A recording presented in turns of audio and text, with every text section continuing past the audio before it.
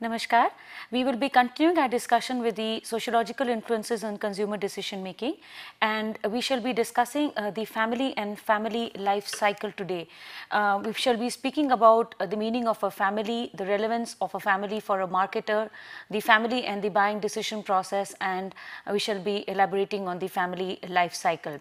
This is module 7.3, which will be covering in a total of 1 hour, and we will deal with these of the various topics. So, beginning with the meaning of the family. So, what is a family? A family is a basic sociological unit. It is a sociological unit wherein we find ourselves, we find ourselves once we are born, we find ourselves into this basic sociological component or this basic sociological unit. It is two or more people staying together and related to each other, either by blood or by marriage. Now, in today's world, this very composition, the structure and the size of families have undergone change, and this change has been witnessed with passage of time and with passage of culture. So, the composition of the family, the structure of the family in terms of the roles and the statuses, as well as the size of the family, is something which has undergone a tremendous amount of change. It has gone through a transition with respect to time and with respect to culture. Now, earlier we had larger families where we had the grandparents, the aunts, the uncles, the parents, the children, nieces, nephews, cousins, all staying together as a social unit, as a joint family.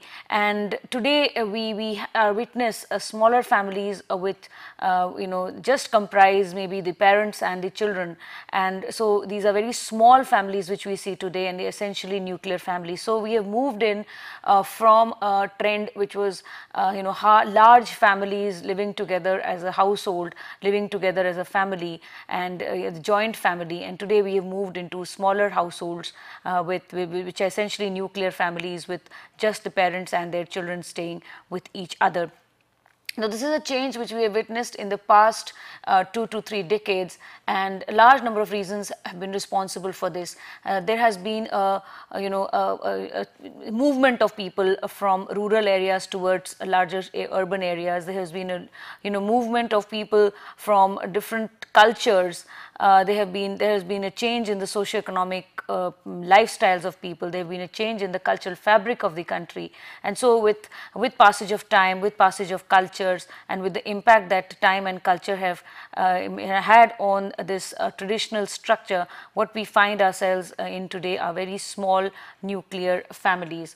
Along with the composition of the family as well as the size of the family, the structure of the family has also changed. Structure of the family in terms of the roles played by different members of the family, the status held by different members of the family. There were certain, as a social unit, there was person in the family who was regarded as the head of the family, generally the person who took all major decisions with respect to any kind of behavior, including consumption behavior, and then there were others who were following this head of the family.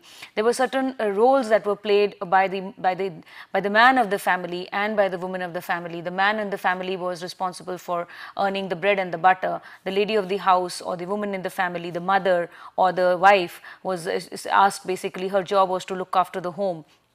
And there was a certain kind of a status associated with each and every member of the family. There were certain kinds of roles and responsibilities which were prescribed for members of the family. Now, all that has seen a change today. There has been a change in roles and statuses where both men and women are taking active part in decision making in all forms, whether it is any kind of general decision making, or it is specific with respect to a particular activity, or even with respect to consumption patterns and consumption behavior. Women are playing certain roles which they had not played earlier, men are playing certain roles which they had not played earlier. So roles which were essentially confined to the man and the woman have seen a reversal, and there has been a great change which has also impacted the purchase of products and services, the consumption, the usage of product and service offerings, and of course the overall decision making with respect to product and service offerings. So the family as a social unit has varied today in respect to its composition, in respect to its structure, and in respect to the roles played by members of the family. Now we will speak about something very interesting here, which is again related to the composition of the family, the size of the family, as well as the working dynamics or the structural dynamics of a family. It's from a marketer's perspective, it's very important to understand that while families have been referred to households, not all households are families. Okay, so families are referred to as households in daily parlance and daily language, but not all households are families. A household may also refer to a house where there is just one single individual, or it might have 2 or 3 people who live together either as friends or as roommates or work peers, and they are neither related to each other by blood or by marriage. So essentially our very own definition of family has undergone a change, and the families here are referred to as households, and we must be very clear to say that not all households are families. A household may also refer to just one person, he's just one individual. Nevertheless, as far as consumer behavior is concerned, families and households will be treated as synonymous. There is a reason to that. Families are large, there are many people. Households, and they comprise a household in day-to-day language.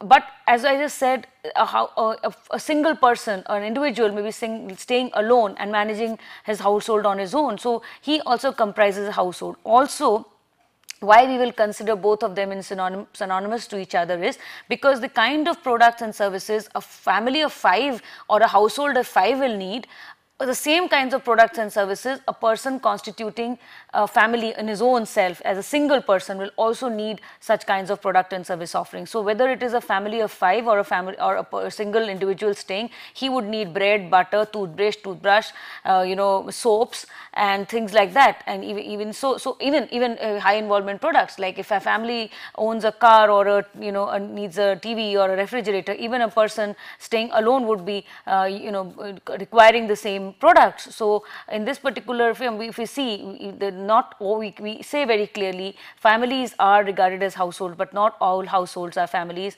Household may also comprise just one individual, and so in terms of consumer behavior we will treat both family and a single person as household. We will treat both family and household as synonymous. So we will use them synonymously. Now today what we see around us is essentially 3 kinds of families: the married couple, the nuclear family, and the extended family. So you have the married couple, which comprises the husband, the wife, and basically this particular kind of family is representative of couples who have just got married and who are yet to begin a family of their own, yet to have children of their own.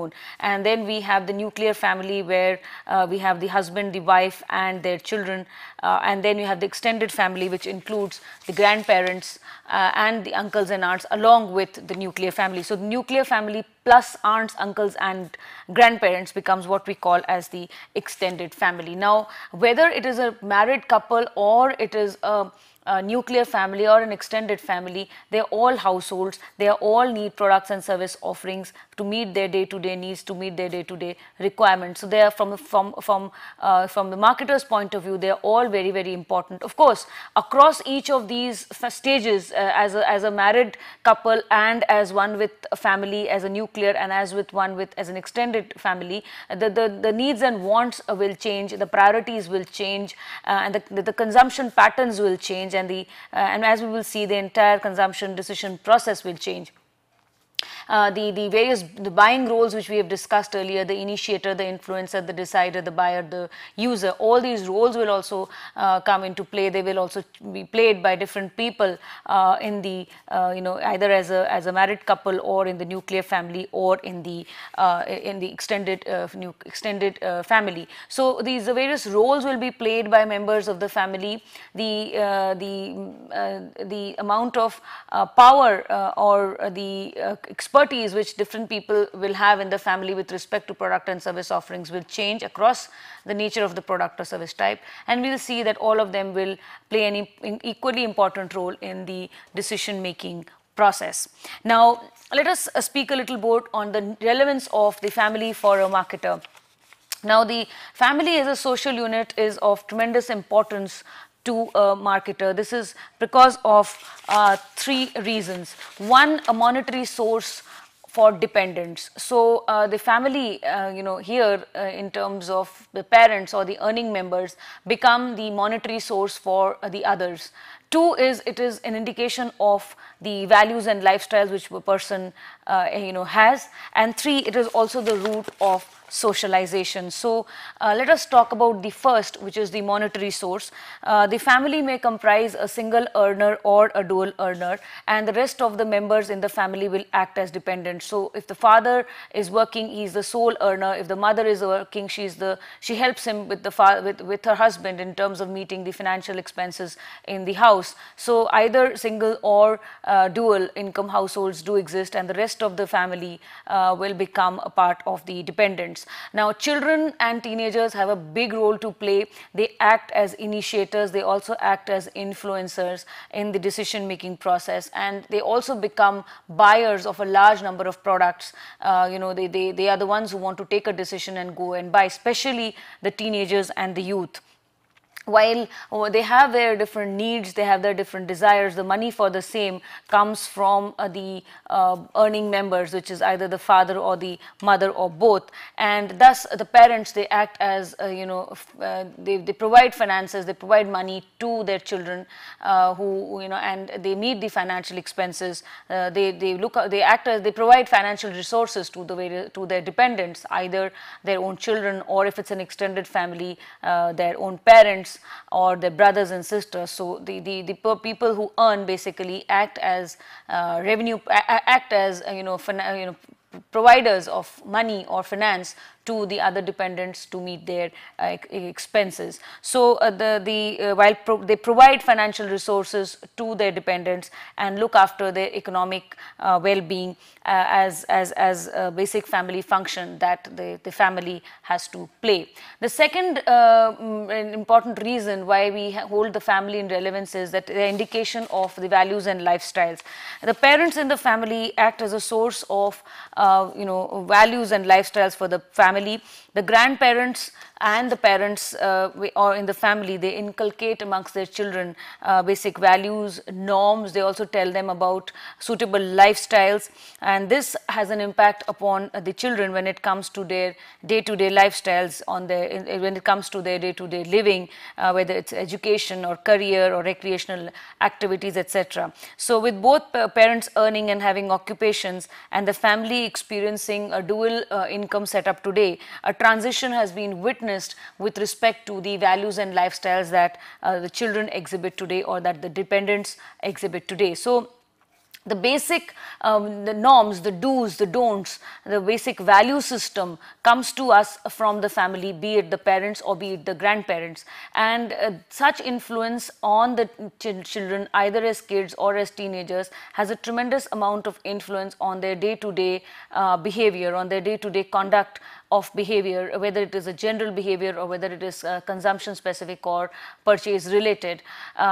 With smaller households, with smaller families, and the socialization process being limited to the parents only. There has been a big change, and of course with a dual income setup where parents may not have a quality time with their children, there has been a change in the value system of children, of teenagers, who've become much more independent with respect to the decisions that they take, and this is also manifested in the form of purchase decisions that they make. Financially, they are strong. They depend upon their parents for the money. They ask their parents for money, and because it's a dual income household, money is generally not a constraint. So they have easy access to finance. They're financially strong, and they have their own desires, their own needs, wants, their own priorities of the same. And so we see a big change in the lifestyle. We see a big change in the purchase and consumption related processes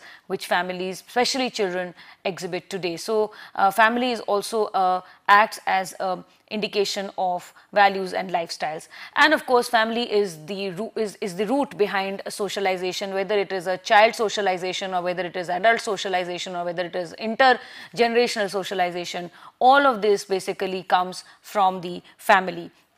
We have discussed the concept of socialization in the previous session. We will elaborate on it a little more. We find ourselves a mixed family when we are born, and as we begin to realize things around us, we begin to learn, to inculcate certain values, certain norms, do's, don'ts, certain kinds of behaviors which are apt. We learn to avoid certain kinds of behaviors and not to enact certain kinds of behaviors. So it is both we are taught the good things, we are asked to avoid the bad things, and so forth. A process of enculturation takes place where we begin to learn about our own culture. We learn our language, our customs, traditions, the different kinds of festivals that we celebrate, the kind of clothes that we are supposed to wear, the kind of food that we are supposed to eat. So all of this is a part of the socialization process. We have discussed the role played by the family of orientation. We have also discussed the role played by the family of procreation. And so we have seen that, and we have discussed child socialization. So a person is born and he gets impacted by his family and the family of orientation. As he grows up, the impact becomes stronger from his friends, from his neighbors. As he begins to get into a job, this is this impact, socialization is impacted by their peers, their work colleagues, and then as they get married, the family of procreation also has a role to play in the socialization process. So so we see that, and across generations also it gets passed from one generation to another, and so family acts as a route for socialization. Socialization of a member happens right from childhood to adulthood and is a primary function that the family plays. It takes place, as we just see, during two stages, one during childhood and the other during after marriage. So one with the family of orientation and the other with the family of procreation. So during childhood, it takes place when children observe and they replicate the behavior of their elders, be it their grandparents or their parents or their siblings. So they learn to first observe and second to emulate certain kinds of behavior which are performed by the grandparents or the parents or their siblings. And as they replicate this behavior, there's some kind of reinforcement that is received by them, positive or negative. Positive reinforcement is something which is positive reinforcement is something which is rewarding experience for them, and they exhibit this behavior again. On the other hand, negative the behavior could be negatively impacted or negatively reinforced, and they learn not to exhibit such kinds of behaviors. So a very of importance to a marketer here is the fact that children learn patterns of purchase and consumption behavior also. This helps them adopt shopping skills, buying skills. They inherit from, they learn from their mother the kind of shopping skills to possess, the buying skills to possess, what kinds of products to buy, what kinds of brands to buy, what kinds of shops to go to. The concept of price being high or low, is again something which comes to us from the parents. So, what is considered very expensive and what is considered okay is something which we learn again from our parents parents and their conversation and their reaction to products and services. So, Schiffman very aptly says that child socialization is the process by which children acquire the skills, the knowledge and attitudes which is very necessary for them to function as consumers. So, this is the entire process here happens as during the childhood, and we call it child socialization, where a child learns to learns the shopping, acquires shopping skills and learns how to behave in a marketplace, how to buy products, how to buy brands, how to go to stores, how to negotiate. All of this comes as part of their childhood socialization.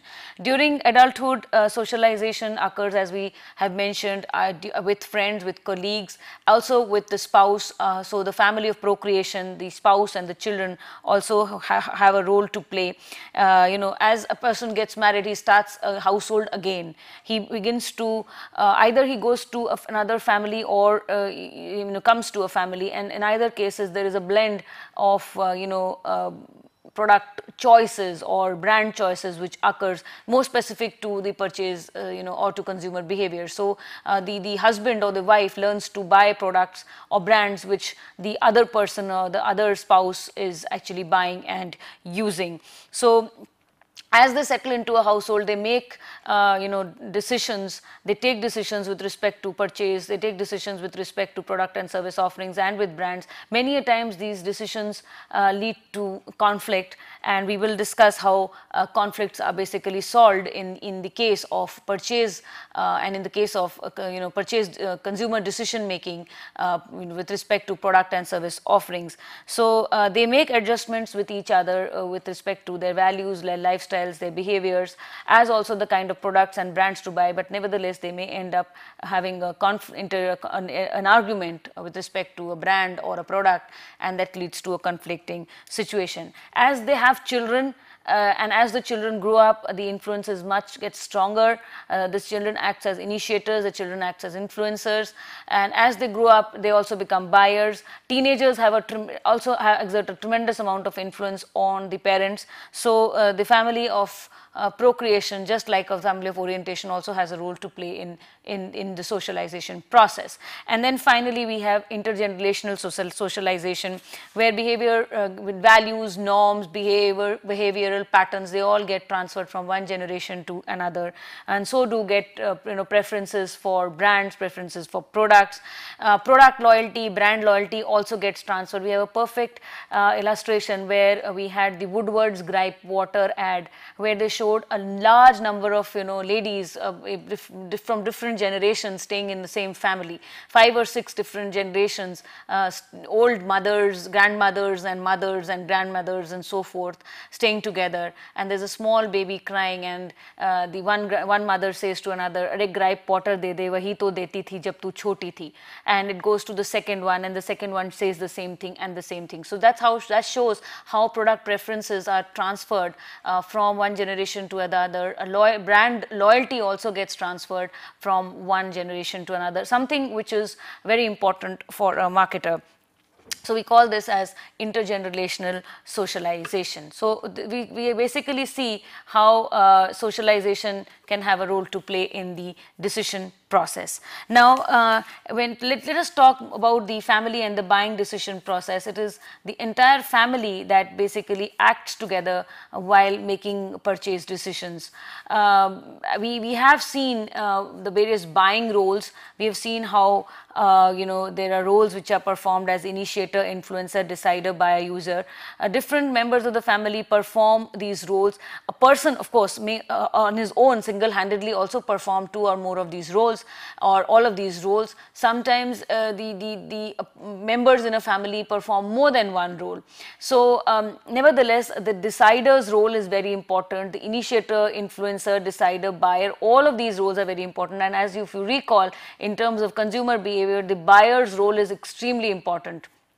Nevertheless, researchers and academicians try to focus on the decider's role also. They want to focus on either on the decision maker who makes the choices of a particular product or service offering, or on the user who buys it. So we cannot actually say it's the buyer's role which is important. From studying the decision making process, it's the decider's role which is equally important, and from the usage point of view, it is the user's role which is as important. Now, purchase decisions are generally today, in today's world, where we see the men and women at an equal footing, and where we see that certain kinds of roles which are confined to women or to men have been exchanged, and so they mutually agree, decide on a lot of things, decide on a lot of aspects, lot of goals, lot of roles and responsibilities. So here majorly decisions are joint decisions made by the members of the family, be it husband, wife and their children, or even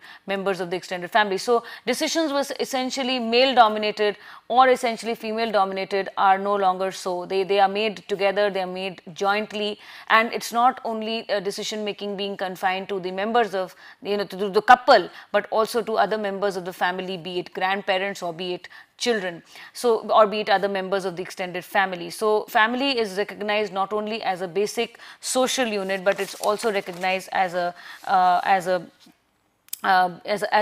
basic decision making unit. So we have we see how the husband, wife, children, the grandparents, the uncles and aunts, if they're staying with you, all of them have a role to play. Now, as I just mentioned, family roles have undergone a change. Most decisions are joint decisions. Marketers have addressed this. We have examples like a man using Ariel to wash his clothes in the washing machine. Now, washing of clothes, which was something which was again restricted to a woman, but it is the Whirlpool shows how a man uses a washing machine, or Ariel shows how a man washes his clothes, or you have the Act 2 brand, which shows how fathers make popcorn. So the roles are shifting. There has been a shift in the roles, and decision making today is a joint decision making made by spouses together. Now, decision making with respect to husband and wife have been well researched. Researchers have identified family consumption decisions between husband and wife as husband dominated or wife dominated, or we also call it joint. Joint here meaning we call it equal or syncretic, and of course autonomic, which is a solitary and unilateral decision. So purchase decision making is something which is it's a joint decision making which happens in families. Decisions making was earlier male dominated or female dominated. Today both of them play an equally important role. It is joint, we call it equal or syncretic, and it may also be autonomic when the household comprises just one person. He or she is single, he or she makes a unilateral decision. So decision makings may be husband dominated, wife dominated, equal, or autonomic. Now, any of these will basically depend upon the product or service offering, the stage in the decision making process, and the family role structure. So when we talk about who dominates, is it the husband or the wife, or both make a decision, or it's made by a single person, it will vary across one, the product or service category in question, two, the decision, the stage of the decision making process. Okay, whether it is in evaluation of alternatives, or it is making a decision. So which is the stage of decision making process that you are in, or in terms of communication we could speak of it in terms of whether it is a stage of awareness or knowledge or liking or preference or conviction or purchase. So any of these. And the third is the family structure, the roles, the responsibilities, the culture. In certain kinds of cultures, certain roles are restricted or designed for certain, for the men. In certain kinds of cultures, it is for the women. Similar is with respect to the purchase of certain kinds of product and service offerings. So, in this particular decision as to who is going to take a decision will depend upon the product or service category. It will depend upon the stage of the decision making process, and it will depend upon the the type of culture or the structure of roles and responsibilities, the structure of statuses in a social system. The influence today is getting impacted by changing roles in the social system, the lifestyle patterns, as also occurrence of women liberalization and dual income households. Children also have a big role to play. They tend to influence family decision making with respect to the product or with the brand, and many a times, it is an art which children exhibit, where parents yield to their children's requests. So children have this art of forcing things, or compelling parents to buy certain kinds of products or brands for them, and the parents yield to such requests. Children are very influential in making some decisions with respect to ice creams or clothes or cars or video games or any kind of CDs or playing gadgets. So here the children put in, they are very artful in putting forth their requests, and the parents often yield to such requests which are made by children. Decision making is today, this decision, okay, again, we will speak about here, mention may be made of the latchkey kid. Shuru? A mention here may be made of latchkey kids also, where they're pre-teen children who stay at home for a considerable part of the day. The mother goes for work, the father goes for work, so they are alone at home, and they are a big segment today for marketers of fast food or snacks or other eatables. So these products are available at a doorstep through home delivery, and children just have to call up the pizza shop or the restaurant and get food for themselves. Similarly, teenagers and college-going children are also a profitable segment, because they exert a great amount of influence, amongst each other, and these children are influenced by other children, or these teens are influenced by other, teens and college goers, and so they are also impacted by members of the secondary reference group. They have money in hand which their parents provide, and they are also very fashion conscious, and they impact family decision making in a major way. Children, teenagers and college goers cannot be ignored, as they are a huge segment, and if caught young they can be made into very brand loyal customers. They represent a huge market.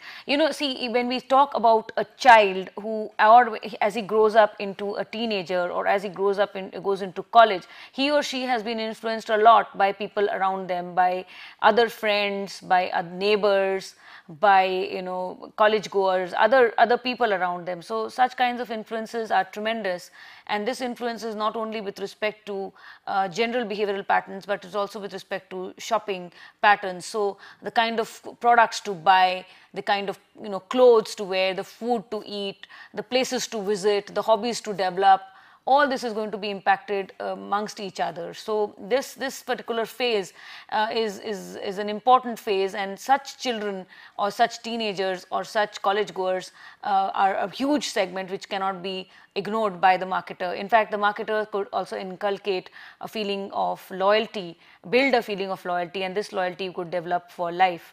Like people they develop a liking for certain kinds of branded apparel wear, and they continue to wear that apparel wear throughout their life. They develop a liking for certain kinds of chocolates or candies, and they continue it for life. So this particular segment, either as a child right to teenager and college goers, all across this stage, they can be, the marketer can have a tremendous amount of influence on them, and the marketers do so with the kind of appeals that they use, with the kind of advertising campaigns that they develop.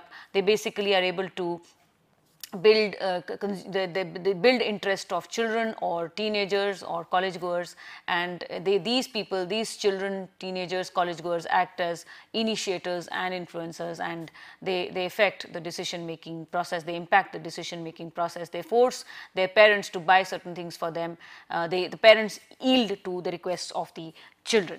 Now, when we are talking about a joint decision making in the family may often find himself in disagreement, and in such a situation they generally try to look for a consensus so that everybody is satisfied.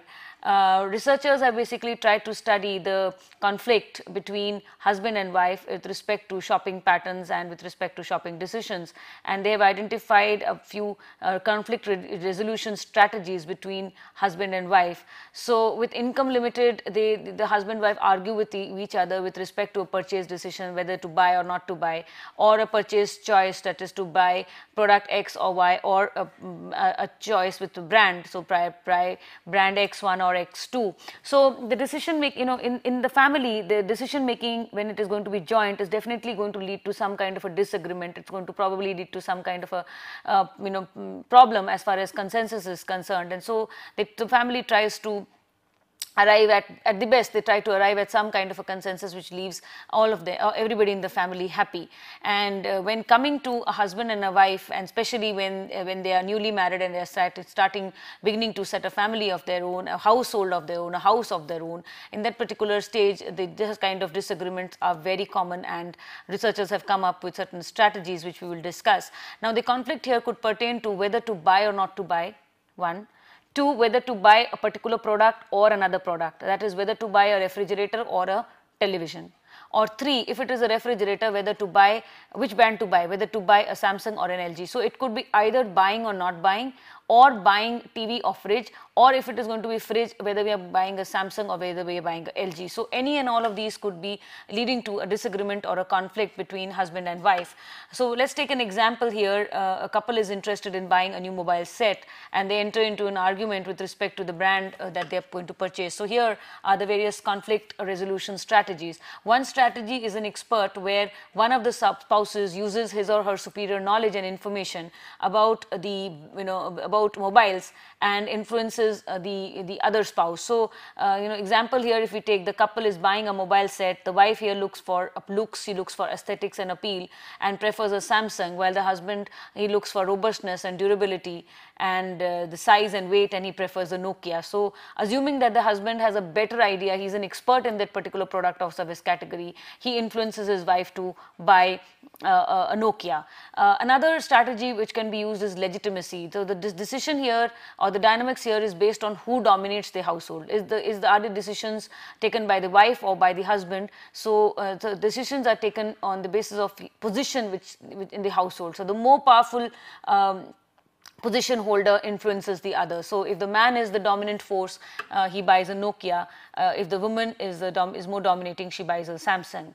Another strategy which is used is bargaining, where the two of them, husband wife, agree on a consensus with a promise for future. So I agree to what you say now, and you'll have to agree to me with the next time. So so one is able to influence the other with a promise of exchange of such a decision in some time in future. So the couple here, the husband favors a Nokia while the wife favors a Samsung. So wife agrees to buy Nokia on the condition that next time they would buy a Samsung.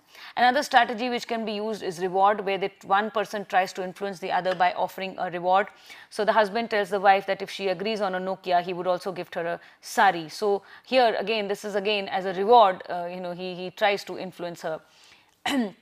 Another strategy which the husband-wife could opt for is emotional. So one of the spouse tries to influence the other by expressing his emotions. In other words, I could say emotional blackmail. So the wife acts very emotionally and says that she desires a Samsung, as a first handset gifted to her by her father was also a Samsung. So she's very sentimental about it. And so she wants a Samsung, and the man yields to her emotional pressure. And of course, there is another strategy which could be impression, where one of the spouses tries to influence another through his power of reasoning, persuasion, and argument. So the husband brings in the facts, the logic, and finally he persuades his wife to agree on buying a Nokia. So these are the various strategies which could be adopted in case of trying to reduce a conflict between a husband and a wife. Such conflicts related to purchase situation, whether to buy or not to buy, whether to buy product A or B, or whether to buy brand X or Y in category product A. So this is what we mean by decision making. Of course, most decisions in the family will be made jointly, husband, wife, children, an extended family. They all have a role to play, so that everybody is happy at the end of the day, and everybody's views, everybody's opinion has been taken into account, and so it leads to more satisfaction with respect to a purchase. Now let us come to the next topic in this module, which is family life cycle. What is a family life cycle? A family life cycle is basically representative of the various stages which most families progress with varying characteristics across these stages. So these characteristics could be with respect to marital status, the size of the family, the age profile of the member family. Basically, focusing here on the age of the oldest or of the youngest child. The other characteristics pertain to the employment status of the head of the household, the income level, and the disposable income. Now, the researchers have tried to study consumption behavior across various stages of the family life cycle, and they have seen that these stages, a characteristic of all of these various dimensions, will have an impact in consumption behavior, in the sense that across all of these stages of the decision making process, the needs, the wants, the priorities, the preferences, as also the income, as also the number of people in the household will change. So, the family life cycle represents the various stages through which a household or a family normally passes through. It's a stage through, it represents stages through which families generally pass across, with varying characteristics, with varying stages.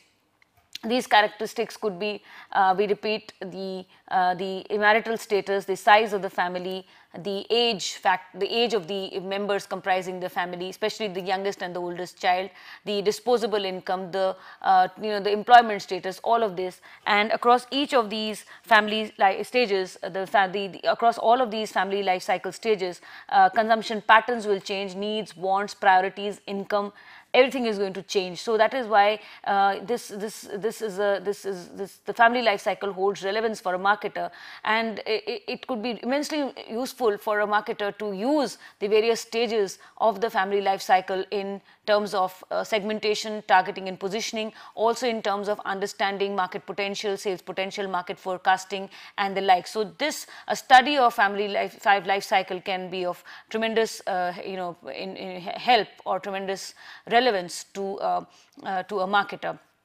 The characteristics in terms of the marital status, size, disposable income, saving, everything will change. The needs, the wants, the priorities, preferences, again everything will change. So that is why this particular study is of relevance to a marketer. Now, what is a traditional family life cycle? Traditionally, what has been the set pattern of a life cycle is the progression through which a family passes in normal times or in normal stages. So it starts from bachelorhood or single to a married couple, to family growth, which is parenthood and birth of children, to family contraction, where grown-up children leave home either for studies or for employment, and then there is post-parenthood, where all children leave home, and then there is dissolution, where there is a single survivor and the other spouse has passed away. So the various stages in the family life cycle comprise bachelorhood, to married couple, to family growth, to family contraction, to family,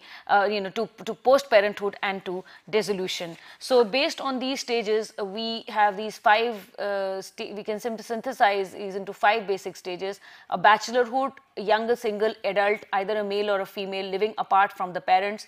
Honeymooners, who are stage 2, young married couple. Stage 3, parenthood, married couple with at least one child living with them. Post-parenthood, an older married couple with no children living, or both children have, one or both or all children have left home for studies or for employment. And stage 5, which is dissolution. So we start with these stages. In bachelorhood, it is basically a single adult male living apart from parents into a livelihood. As far as incomes are concerned, it is low. They have just started a career. Financial burdens and responsibilities are also low, especially if they are not supporting their parents. So as such, bachelors have a high level of disposable income. They tend to spend money on house rent. They tend to spend money on house rent, basic furniture and kitchen equipment. They are recreation oriented, like to spend on purchase of automobiles like motorbikes. They like to go and travel, like trekking and holidays. They prefer adventure sports like bungee jumping, motor racing. They prefer health clubs. They are very fond of shopping for apparel, wear, clothes and fashion accessories. So implication for a marketer is that marketers realize that such bachelors possess large disposable income. They find in them an attractive segment for sports, travel, entertainment and fun. Then we have the stage 2, which is honeymooners, a newly married couple till their first child is born. They comprise the stage 2. One of the spouses may be working or both may be working. They're financially better off, and if both are working, income is higher. They have large discretionary income at hand, and that permits them a good lifestyle. They tend to spend on creating a home for themselves, so they spend on cars, furniture, curtains and upholstery, electronic items, kitchen appliances, utensils, and also vacations. So implications for a marketer are that they form an attractive segment for marketer, as they form highest purchase rate amongst segments, and highest average purchase of durables takes place in this stage. Then you have the third stage, which is parenthood, where this is married couple with children. The stage exists for about 20-25 year long period and could be broken up into full nest 1, full nest 2, and full nest 3. Now across these stages, the size and structure of the family will change, so will income, so will expenses. The financial expenses increase rapidly with children being born in full nest 1, and gradually increases as children become independent and self-supporting as they reach as they reach the full nest 3. So in full nest 1, the youngest child in the family is 6 or below, and while liquidity of cash is low in the family, expenses are high. Family spends on baby food, diapers, medicines, doctor's visit, child toys, games, school admission, and insurance policies, and the increased expenses on child care. So at this particular stage, the purchasing is at its peak, and it's an appropriate, very attractive segment for a marketer in terms of things for children are concerned. In fullness 2, the youngest child in the family is 6 or above. Generally, this stage comprises children aged 6 and 12. Financial position of the parents gets better as one begins to rise up the ladder on the occupation. If the family is also working, children become latchkey kids. The family spends on food, clothes for children, education for children. They also pay for medical expenses, particularly dental treatment. Family prefers to go for economic deals. They buy larger size packages and economy packages to make up for their expenses. Junk food, fashion clothes and accessories, video games are also prime demands. So at this stage, purchasing again is at its peaks, and this is also an attractive segment for the marketer. The children and teenagers continue to impact family purchases, and latchkey kids are a potential for home delivered junk food, pizzas and burgers. And then you have fullness 3, the older married couples with dependent or independent children but staying together at home. And children reach a higher educational level, one of them may start earning too. So family income continues to increase, and so do expenses, but the family buys new furniture, electronic goods. There's high average purchase of durables, and family also invests in real estate or purchases flats. So income begins to increase as one of the children begins to earn. As expenses see a rise, the stage again offers a potential for marketer. And then you have the stage 4, which is post parenthood, that occurs once children have left home. They leave home first for education and then for employment, and as they complete their education and find employment, they gradually leave home one by one, and so there is a dissolution of the home, and we call it post parenthood. This is actually broken into 2 stages, empty nest 1 and empty nest 2. In empty nest 1, one of the child leaves, and by empty nest 2, both of the children have left. So and finally, you have dissolution, which is the final stage, where one of the spouses remains and the other person dies. So when one of the spouses is, if this particular stage, one of the couple dies and leaves behind, the other is a surviving spouse, and when one of the spouses is still earning or earns money from savings, things are a little earlier. However, if he or she is not earning, the other they follow a lifestyle that is economically, they live out of their pension, they live out of their social security.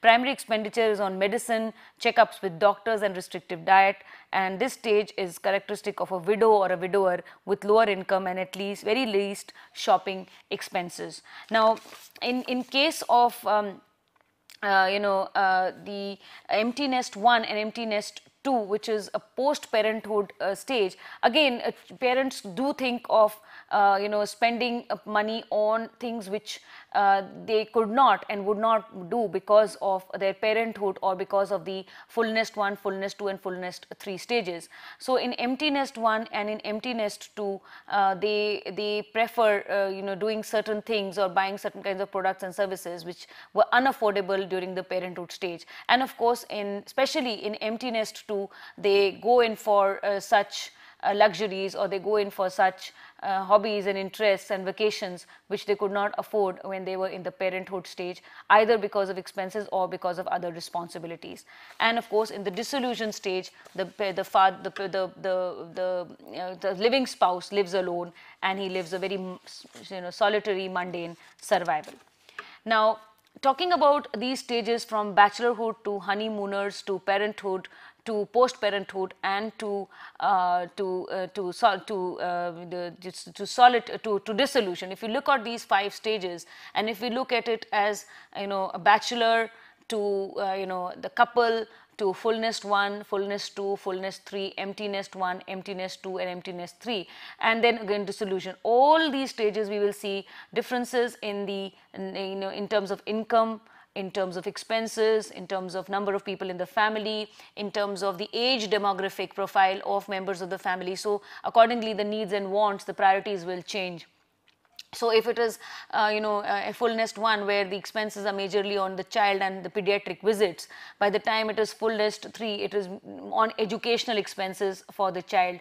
By the time it comes to empty nest 1, things have little expenses are on the child leaving home to a boarding and so forth. By the time it comes to empty nest 2, expenses have fallen down. But then again, income also begins to leave because it is nearing retirement for many of the people. And in case of post-parenthood, in case of the empty nest 2, the parents may be left totally alone with or without any source of income. So that's going to again have an impact. And finally, in the dissolution stage, a person lives alone. So across all these stages of the family, or through which a family passes, the needs, wants, priorities, preferences, income levels, expenses, everything will change, and they will provide different kinds of opportunity, levels of opportunity for a marketer.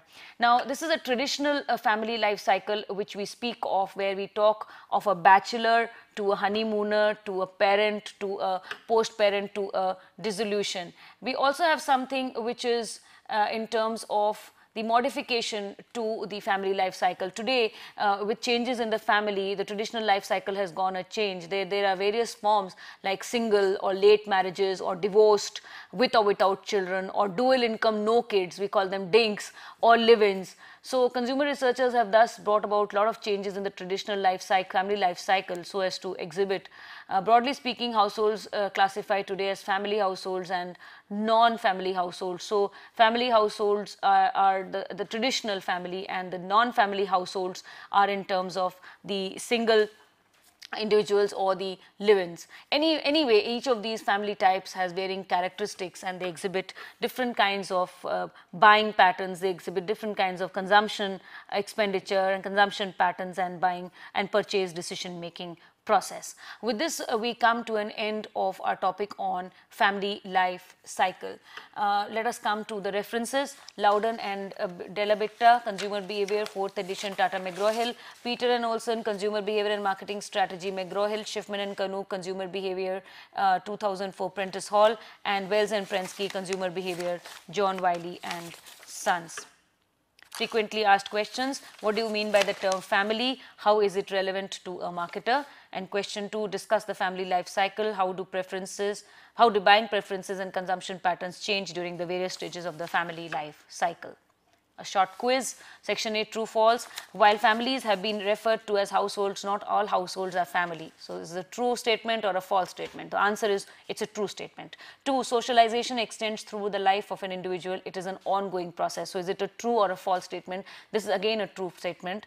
3rd, the buying roles would vary across product and service offerings, as also the buying situation. Again, it's a true statement. So all the 3 statements are true statements.